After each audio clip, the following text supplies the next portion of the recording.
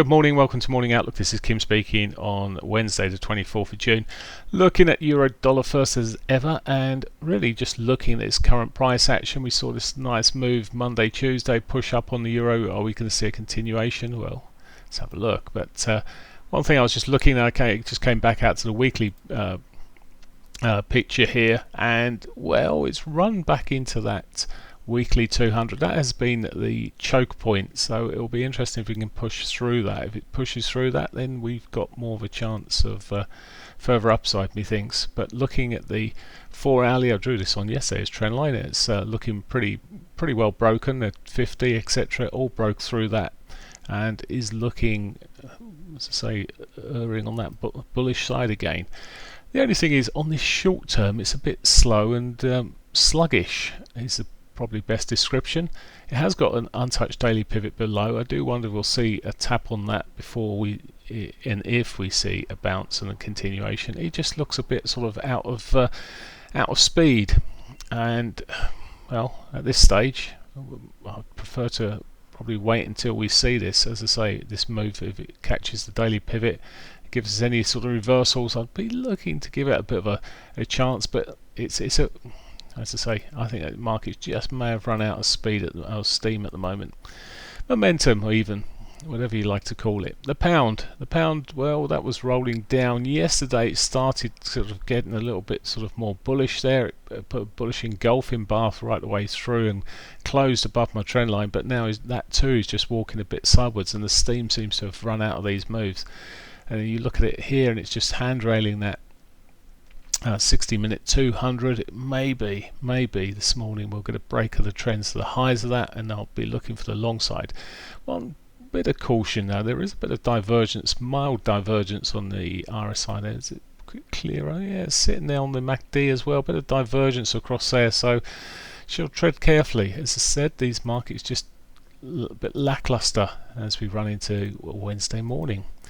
The dollar yen, well, this put a big bearish engulfing yesterday, closed in that format, and it's bounced since then. It ran down to the weekly S2, bounced off that, and well, running a little bit out of steam.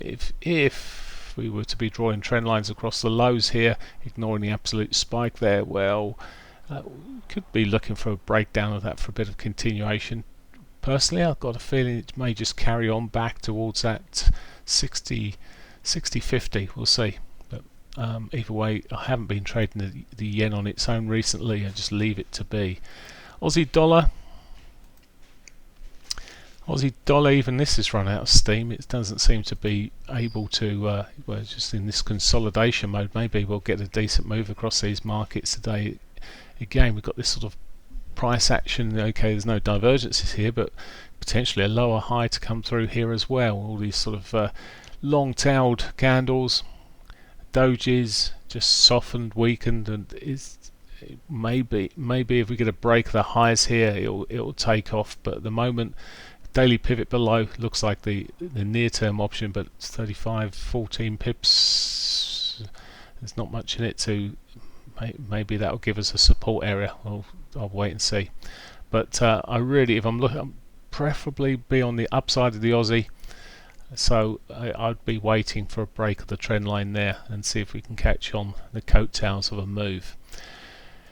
Canadian dollar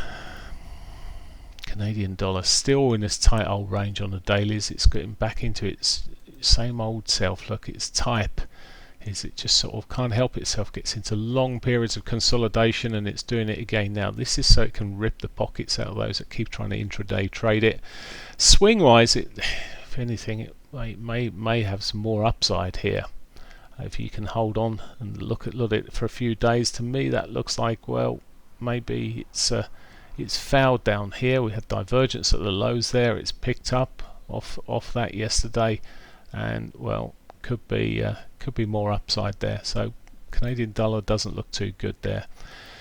Oil had a decent sort of move yesterday, ran into the monthly R1 area, and just run out of steam at that point. It just pushed up there, came short of the weekly R1, but it may still have potential short term though, I was just saying in our trading room here, this looks a little bit soft and it looks like it may just sort of run south. So patience game now, just waiting for a reset. We had a trade from the last move up there, we'll just wait for the reset. Very simple trading oil at the moment, just wait for resets. S&Ps now, the looked at the Asian sector and most of the markets there were down slightly. S&P's just starting to fall a little bit here at the moment. Just look from a daily picture, and we've got this sort of line in the sand, this pivot there at 31.51. Actually, it's a bit lower than that. The actual highs here, it's just below. Drew the line on here, and it's just that sort of point of resistance. If it can get back into that and break, well, we may get a decent break and see quite a shove on, but at the moment it really is struggling around that area, and I think it's again a consolidated market on the shorter time frames. Looks quite consolidated.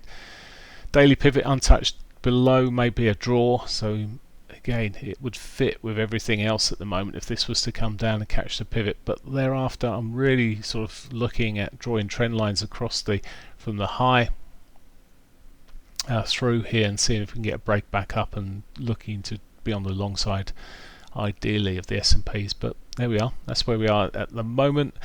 News wise today, well, we've had the news. It was a bit of news from the New Zealand Reserve Bank of New Zealand reporting there, left rates untouched, and that was it. There's nothing else fundamentally coming out today, so we left to our own technical devices. Have a great one. Bye for now.